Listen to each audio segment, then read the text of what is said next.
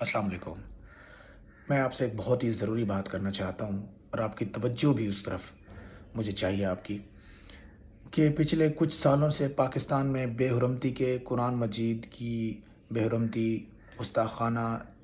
واقعات some times نبی پاک صلی اللہ علیہ وسلم کے اگینسٹ، صحابہ کے اگینسٹ اور اسی طرح سے انٹرنیشنلی تو جو ہو رہے ہیں وہ شاید میرے جیسے عام بندے یا آپ جیسے عام بندے کے کنٹرول میں نہیں ہیں، لیکن جو پاکستان کے اندر ہو رہے ہیں، جو ہم روزمرہ ہمارے معاشرے میں ہو رہے ہیں، اس کے بارے میں ہمارا بات کرنا بہت ضروری ہے۔ بہت سارے واقعات ہیں اور اس میں ایسا نہیں ہے کہ جیسے آسیہ بی بی تھی، یا اس سے پہلے ابھی جڑا والا کا ریسنٹلی واقعہ ہے، یا اس سے پہلے سری لنکا کا جو ایک مینیجر تھا، سری لنکن جو پاکستان کی کسی فیکٹری میں مینیجر تھا اور اس کو ایک پاکستانی مسلمان نے مارا تھا، اور اس سے پہلے نیشنل بینک کے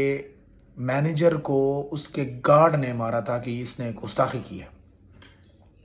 اب اس بارے میں مجھے سمجھ نہیں آتی، اتنا سینسٹیو ٹاپک ہے، اتنی جانوں کا نقصان ہو چکا ہے، اتنا مالی نقصان ہو چکا ہے،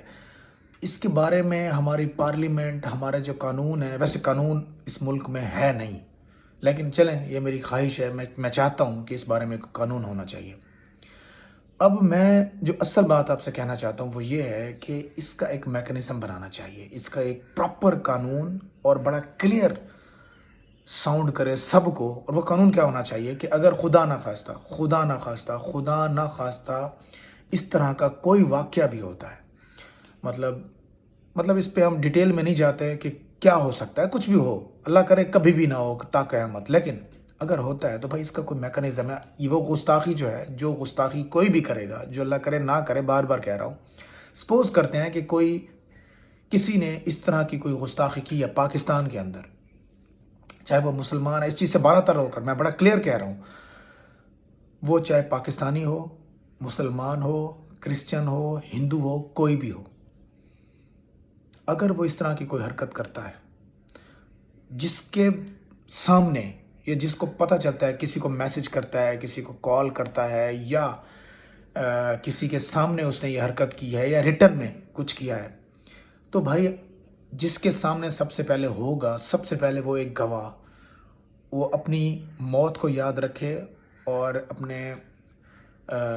نبی جس سے وہ اتنی محبت کرتا ہے ان کو یاد رکھے، سب سے پہلے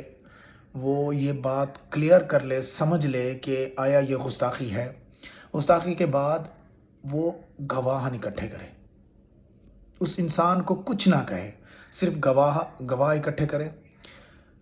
پھر ایک سے دو، دو سے تین جا کر اس آدمی سے بات کریں۔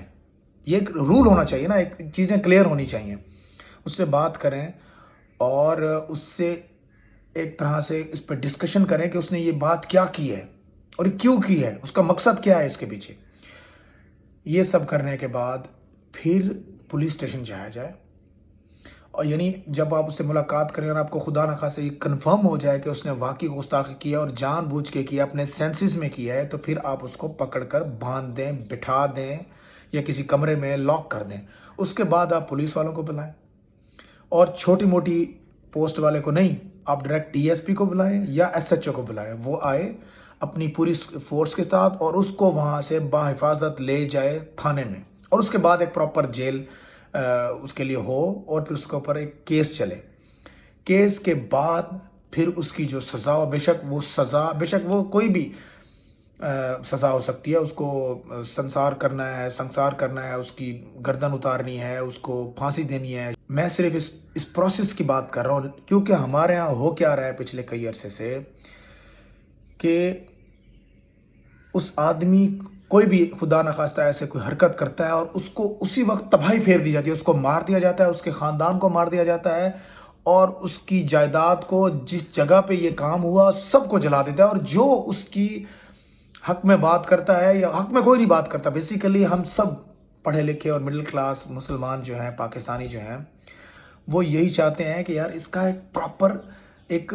حل ہونا چاہیے، پراپر میکنزم ہونا چاہیے، ایک پروسیس ہونا چاہیے کہ یار اگر خدا نہ خواستہ کس نے گستاخی کی ہے تو اس کے ساتھ اس طرح سے